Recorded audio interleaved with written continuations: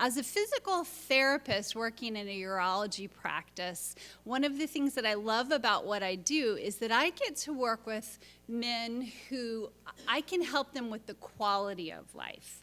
I can help teach them do things that help them to be proactive. And I think there's so much benefit to being proactive.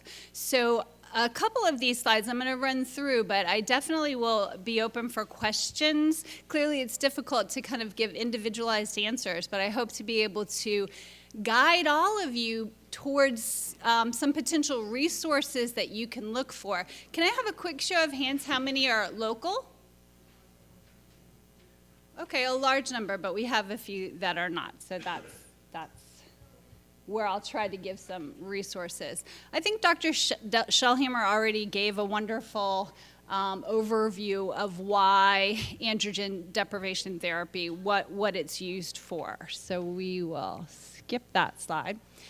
So bad news, the side effects of ADT. The loss of muscle mass, the loss of bone density, decreased aerobic fitness, weight gain, insulin resistance, diabetes, fatigue, hot flashes. So that is the bad news. Again, what can we do? What's the proactive way to address these things? And the good news is that physical therapy, or really when I speak of physical therapy, I'm talking about exercise. Exercise and some lifestyle modifications that all of you can employ in one way or another. So the benefits of exercise, here we go, here's some good news, is that you can decrease and manage the ADT-induced fatigue. You can preserve or increase your lean body muscle mass, basically make those muscles stronger, which helps with endurance, helps with bone density, and you can preserve your physical and psychological well-being. We all know exercise helps even the healthy person to feel better psychologically. There's a preponderance of literature that indicates that. So resistance training increases muscle strength and endurance and improvements in strength in daily activities. And this can protect against falls and fractures.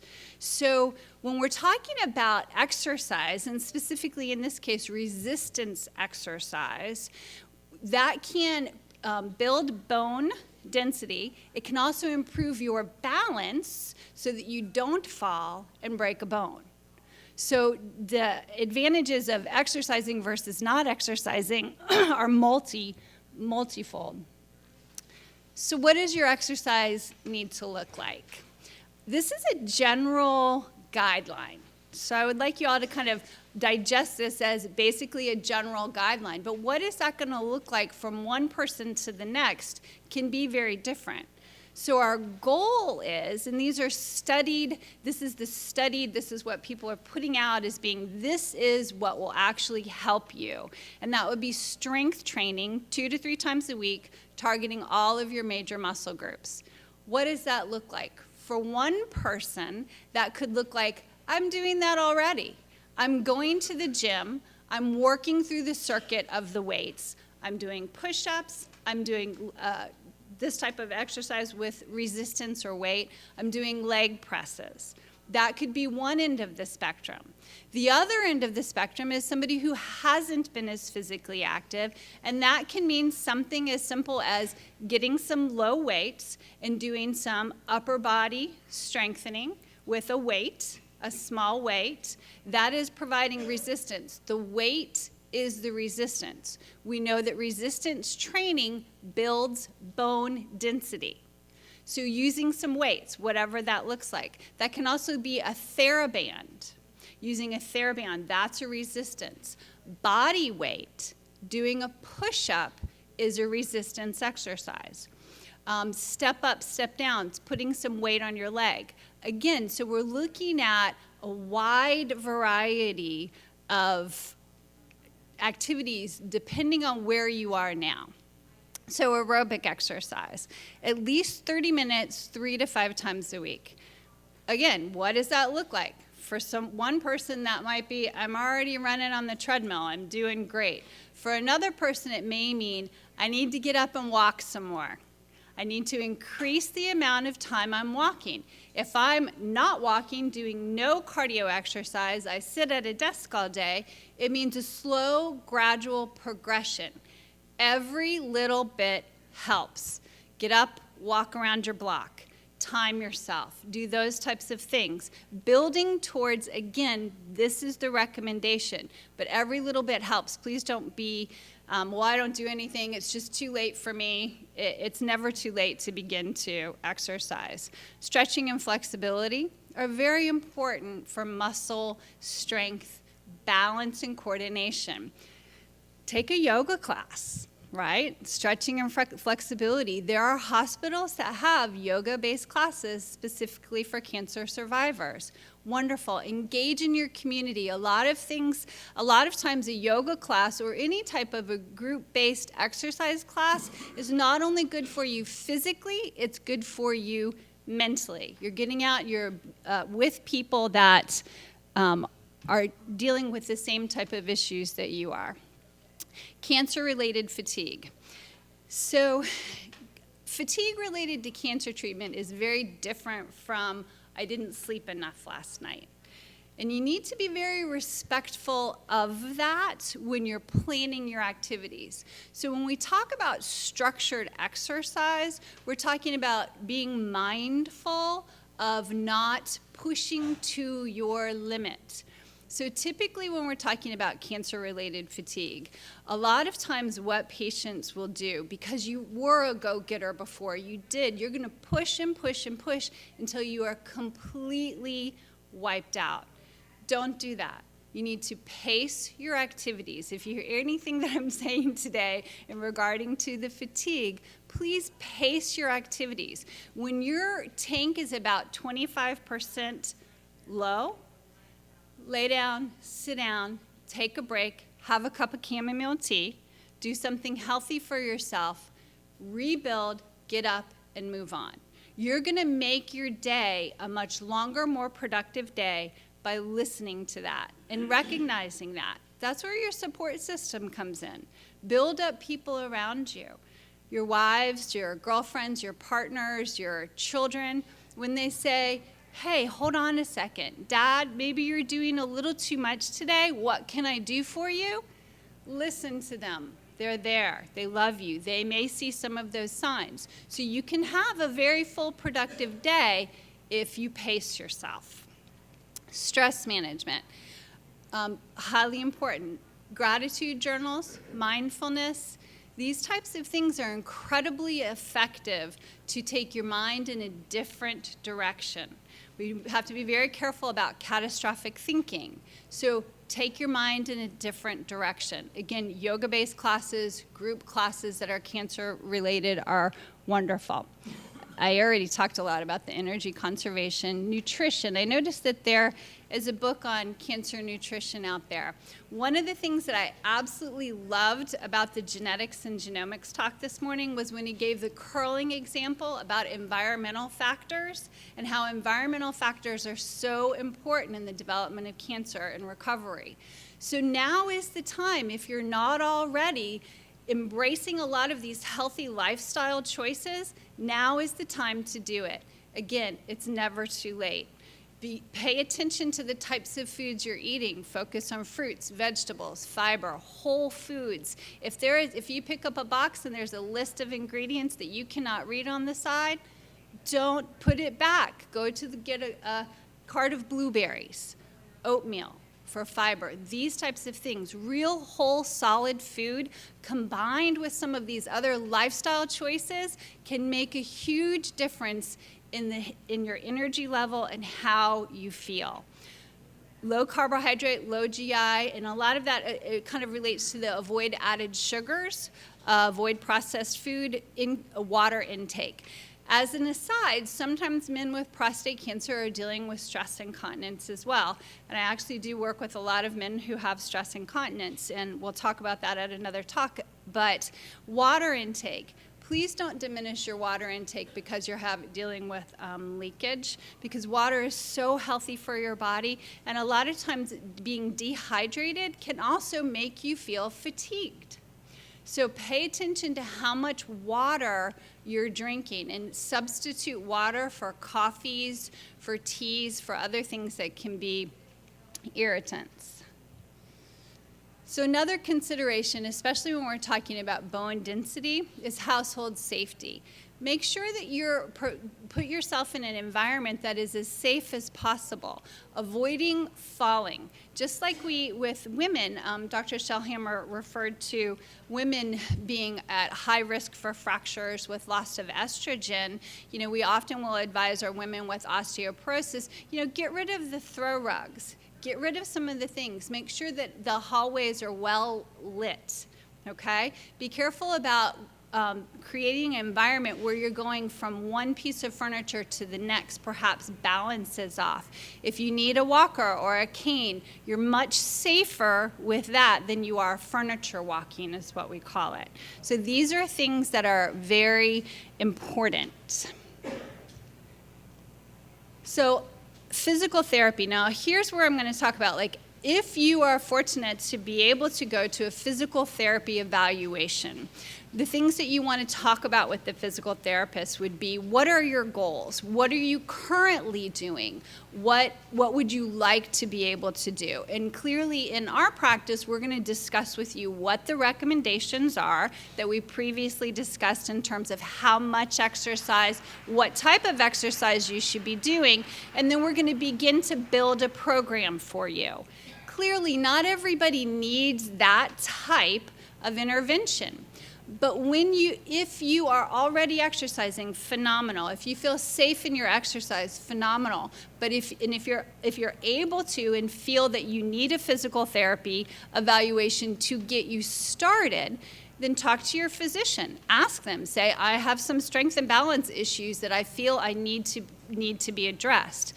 If you're not in an area where you can get physical therapy, you can look for a personal trainer. They should be doing the same type of thing. Talk to people at your gym. If you a YMCA, engage the community. Let them know, I need this. This is the basic recommendations. How can you help me safely achieve these goals? I'd like to say, first of all, Erin, thank you so much. I think it's really interesting and rare because in all my years of experience with cancer, including prostate cancer, have never thought about the value of physical therapy and a physical therapist and how it can enhance our survivorship and our thrivership. So I think just even that concept makes this session worth it. So thank you so much. I'm going to do a couple of things today. The first thing and most important thing is I'm going to teach people who think, and you've heard over the years, that a man's penis runs his brain. Well, I'm going to prove to you in my next slide that that's not the case. So here what we're looking at is a feedback loop where we talked about hormone therapy, and hormone therapy is the stopping or the blocking of hormones, particularly testosterone. What we're doing is reducing testosterone and not making it as available to be used by the cancer cells. And what's important to know is that about 90% of the testosterone, maybe even higher, is produced in the testes and the penis, in essence. And what happens is the pituitary gland, which is buried very deeply in the hypothalamus, signals the testes to manufacture testosterone.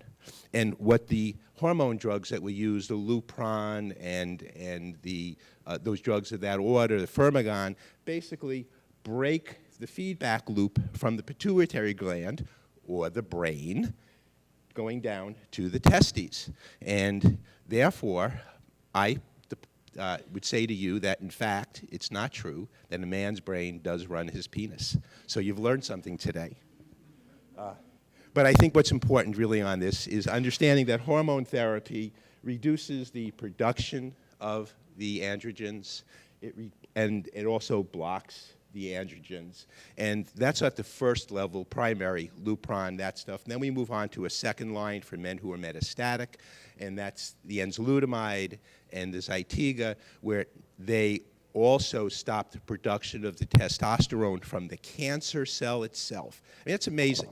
The cancer cell learns to produce its own testosterone and feed itself. And these drugs stop that production. They also are like the blocking drugs on souped up. So I think it's kind of interesting. So there's two levels of hormone therapy. Most people don't think of the second line, enzalutamide, or Xtandi and Zytiga, as being hormone therapies, but they are, in fact, hormone therapies, just like the Lupron. So how is ADT determined? I was going to not really go into this particularly because you're supposed to have my slides, so since we will get them, we'll speak to them. So it's very simple.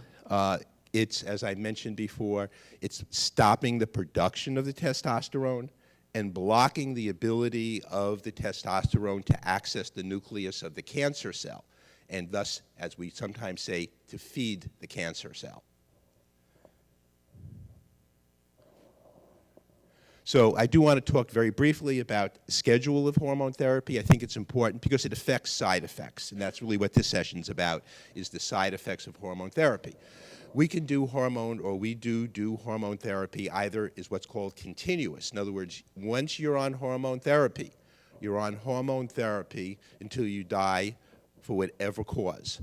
My goal, I know my wife cringes when I say this, my goal is not to die of prostate cancer or any other cancer, but it's to die by getting hit by a New York City bus. So, you see cringe? So, but in that, yes, I'm not allowed, and I'm not allowed to go on the bus. But I think, what's really important is to understand that when you're on hormone therapy continuously, okay, and that's usually reserved for more aggressive cancers, and this is where you have a conversation with your doctor, and you need to rely very much on your doctor. And you stay on it, and thus you will have the side effects until you get hit by whatever your New York City bus is. And then the alternative for some people, and it's not good for everyone, is what's called intermittent hormone therapy, where basically you go on and off the therapy. Now, why do you do that? Because if you go off the therapy, what is the cancer going to do? It's going to stop. It's going to start growing again. It's going to start moving. It's going to progress. So what do? You go back on. Why do you do that? The only thing that we know for sure, there's been research, and it's conflicting research. Do you live longer if you're on continuous hormone therapy or intermittent? The jury is out, in my opinion. There's some excellent studies that show that your survival advantage is better if you stay continuous. And there are some also excellent studies that say there's no difference. So I can tell you one thing. Your quality of life will be better when you're on and off or intermittent. So the question is, if you decide to do intermittent therapy with conversation with your doctor, you weigh the pros and the cons, you understand the potential downside, but I will tell you that if your testosterone recovers, and it doesn't always, but in most men it do, and I think the older you get, the less likely it is to recover, you will have a better quality of life because you will remediate some of the side effects. So this is kind of an overwhelming list of some of the potential side effects. It's been touched on by some of the other speakers. There are a lot of side effects potential. And here's the important take-home, okay? And I put the things in red because these were things I was going to talk about, but I may not because of time. But I think the important point on the bottom is not everyone has the same side effects. It's a very individual thing. Not everyone is going to, even if you have a side effect, how extreme it's going to be. It's a very individual thing. There are some men who I know who have basically no side effects. They're on hormone therapy, they're at castrate levels, and they have no side effects. And there are other men who can't stop sweating from the hot flashes. Their mind turns into rubber, their body hurts, they have cardiovascular issues. They're extremes. These are the two extremes, and I think that's what's really important. They're extremes. And most of us are somewhere hanging out between those extremes, and you don't know where you're going to be. And I think also from my own personal experience, because I do intermittent hormone therapy, that each time I go back on therapy, my side effect profile is different. It's amazing. So because I had some side effects one round, doesn't mean, for me, that my side effects are going to be the same, or will they be as extreme. So I think that's, that's something you should be aware of. Just quickly, I do a lot of work with a lot of guys with metastatic prostate cancer, and I tried to put together a list of things and ideas, what I refer to as kind of grassroots ideas, that they've done to mitigate some of the side effects that they've experienced. I make no guarantees that any of these will work. There's no medical, scientific research behind these. These are things that guys have said to me over the years that they've done that has helped them. And hopefully we'll get that slide to you because there's a lot of information on there. Cooling, for hot flashes, cooling pillows, neck cooling wraps. A couple guys wear socks to bed. They say it helps. Weight loss, important. Exercise contributes to that. Loss of muscle mass with Aaron, so nicely discussed. I want to add to Aaron's idea about weight exercise. My wife, when I was on my first round of hormone therapy, because I wasn't doing anything and I wasn't walking, you know what she did to me? She did this evil thing. She's sitting right there. She was really evil. She went out and bought me a dog and handed me this dog and said, "He's your dog. Get your butt out and walk him." And my dog, Charlie, and I, we're best buds. And he's also, when I walk around the neighborhood, people say, here he comes, Charlie, the best walked dog in Brooklyn. So I think that there are things like that you can change your lifestyle, and also he's a great companion. I want to talk briefly about cognitive effects, or sometimes referred to as chemo brain. Hormone therapy is not chemotherapy. Don't confuse that, okay? But there are some situations where some men do report some lack or some inability or loss in their ability to remember things or to rationally be able to place things in space and so forth. Again, it's a rare occurrence. It does happen. It doesn't mean you're going crazy or that you're insane. Also, depression doesn't mean you're going insane. We're all told we have cancer. Having cancer sucks. I'm sorry. It does. And we have a right to feel an emotional response to that. It's normal. We should expect it.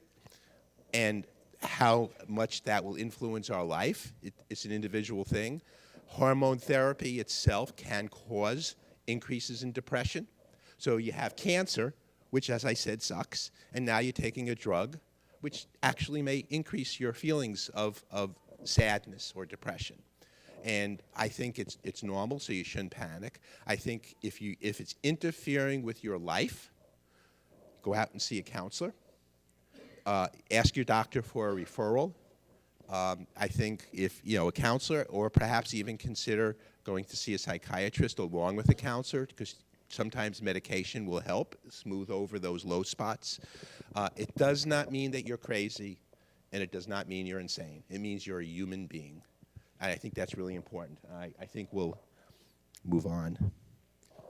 Thank you, Joel and Erin, for excellent summaries and reviews. So now it's your turn to ask us the questions. Had a question for Joel, because we noticed on that previous slide you listed gabapentin. Can you say something about that? We've never heard of it. It's, as I said, gabapentin is a medication. I think it's I believe it's neurological. There are some guys, there are some neurologists who do prescribe it for hot flashes. Again, as I said, that's a medical thing, and I'm not advocating anything in particular. I'm saying these are things that I know a number of people have shared that has helped them. I will tell you that I did do it once. It didn't do a whole lot for me. Yeah, it's not a very routinely used medication. In the prostate cancer field, it's used for men who have chemotherapy and have neurologic problems from Taxotere, but outside that, not commonly used. Is there some studies you have on metformin that we can take to our doctor? The one we found, she kind of displaced it as saying, well, you're not diabetic, so metformin Yes. can be... I'll take that because I take metformin, and whenever I give my medication list, they automatically think I'm a diabetic. So I put in parentheses, taking it for prostate cancer. Metformin is a very interesting drug. It's an old drug, relatively few side effects, quite inexpensive. and is now gained interest because large observational studies from the VA and other databases have shown that men with prostate cancer and diabetes, and that's why they're on metformin for their diabetes, fare better with their prostate cancer than the diabetic men with prostate cancer who are not on metformin. So it's kind of an internally controlled study. It is now under significant study officially in phase 3 trials, a Stampede trial from the UK. Some of you may be familiar with that terminology. That's looking at metformin in men with metastatic castration-resistant disease, and also for men on active surveillance. There's a trial that's saying, well, we're going to take men who are not going to get immediate therapy, placebo or control arm versus metformin. So to me, it's an easy drug, side effect profile free, has some good data to support it. And Joel mentioned insulin resistance. When you have ADT, you develop something called a metabolic syndrome, and metformin against that background is also helpful. So it's not commonly prescribed and not commonly used, but that's the background. Dr. Patrick Walsh, in his book, referenced an old VA study of going on hormone therapy versus not until you really have problems. And he said there was no difference in the survival rate. And he said he was of the group that advocated delaying hormone therapy. But I was told that this is not a valid study. I wondered about your opinion on that. I don't know the specific study that's referenced there, but I do know that there are studies that have shown a survival advantage. The question, I think, comes, when do you start hormone therapy? Do you wait for significant pain as opposed to not? And I can't cite anything because I just don't recall, but there are some studies that do show that waiting for pain actually does shorten survival. And I think also, although there is no evidence that I'm aware of, if you can delay pain, that improves your quality of life. And hormone therapy does delay the growth and does tamp down the growth of tumors. And tumors are what cause pain. Also, if you think of it from a rational standpoint, we don't die from prostate cancer, we die from metastases that are prostate cancer metastases. Cancer doesn't kill us, the metastases are what kills us because they interfere with our organs. They stop the function, they surround them, they squeeze them, they push them out, they stop them from functioning. So from that standpoint, and again, I don't have evidence, I can't point to evidence, it just makes a lot of sense that if you can delay or you can control the size of a tumor, or as hormone therapy often does, actually shrink the size of a tumor, that you're going to certainly improve the quality of life from the pain standpoint, and I think probably survive. So Johns Hopkins has been the epicenter for that thought process for the past 30 years or 40 years, and they haven't changed because Dr. Walsh is a very prominent individual, but they haven't changed their mindset. I will say they are unique now in that mindset.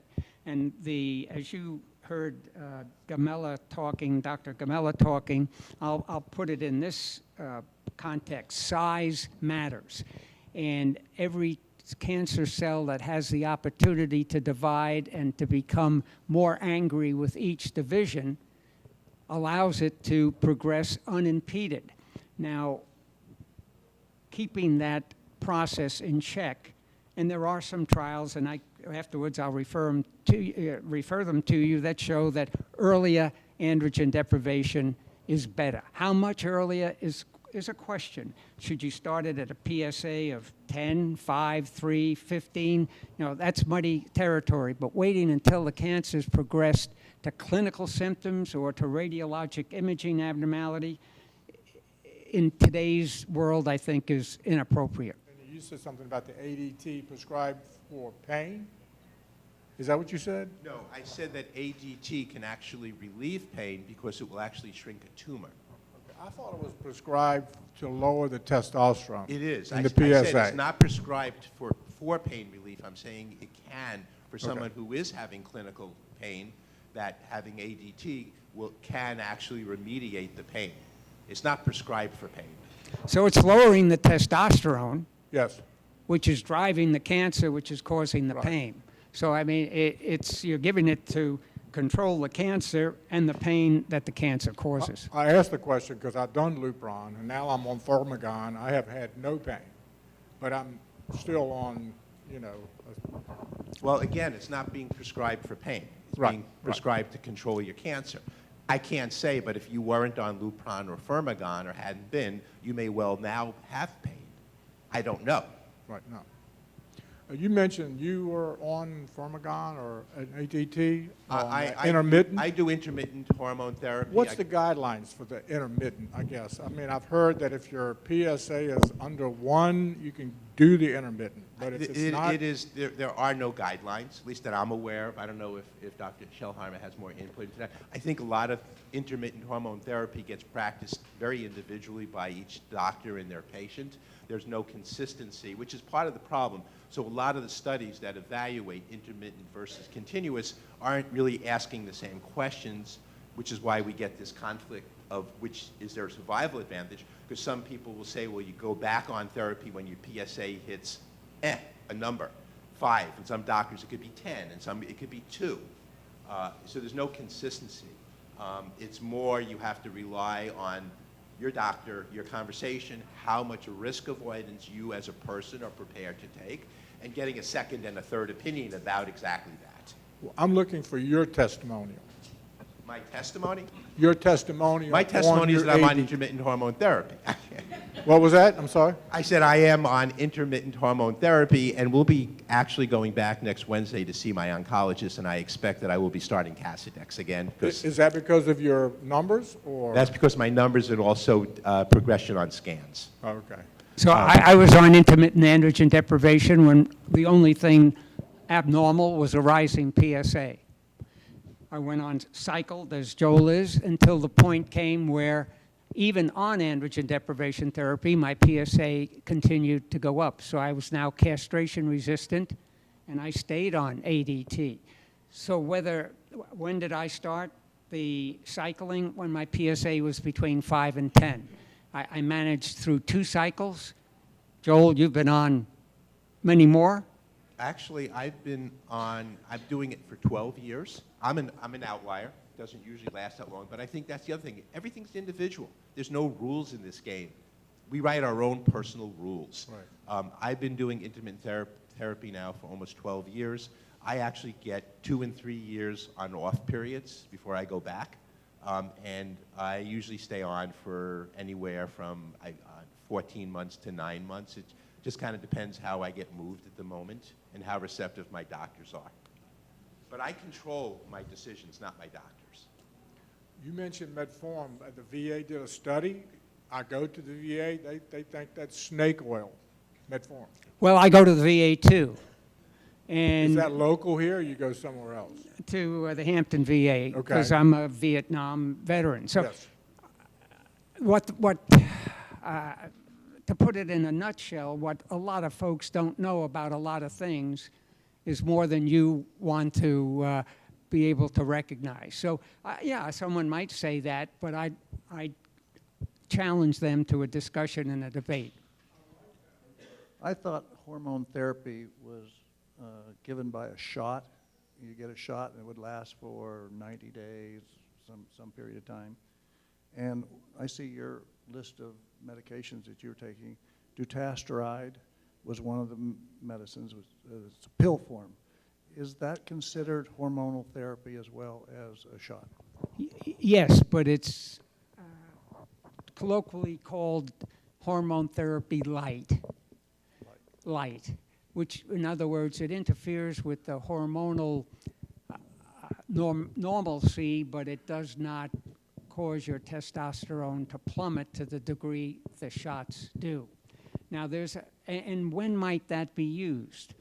In an elderly gentleman who is also somewhat feeble, whose PSA is rising, causing a great deal of anxiety for him and his family, using something to control that lab value and the disease is useful without the side effect profile that heavy ADT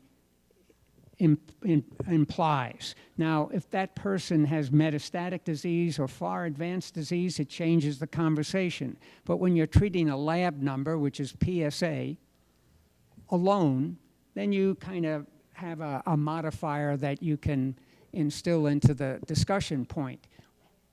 Also, there's something called combined androgen deprivation therapy, where you, as Joel said, 90 to 95% of your testosterone comes from your testicle. But the adrenal gland and the smart, now enlightened tumor begins to produce what it needs. These other drugs, dutasteride, Proscar, Casodex, now other medications, shut off from that tumor cell all stimulation from testosterone. So you can see there's a spectrum of add-ons or less versus more. Maybe you could share a little bit about why we decided, for me, not to go on hormonal therapy in conjunction with the radiation treatments at age 55 with a Gleason score of 7. Yes, when we were talking androgen deprivation or hormonal therapy, up till now we've been talking it as a therapy for disease that is progressing after definitive therapy. Definitive therapy means radiation or surgery. But radiation therapy as primary therapy is combined with androgen deprivation for anywhere from 6 months to 18 to 24 to 36 months.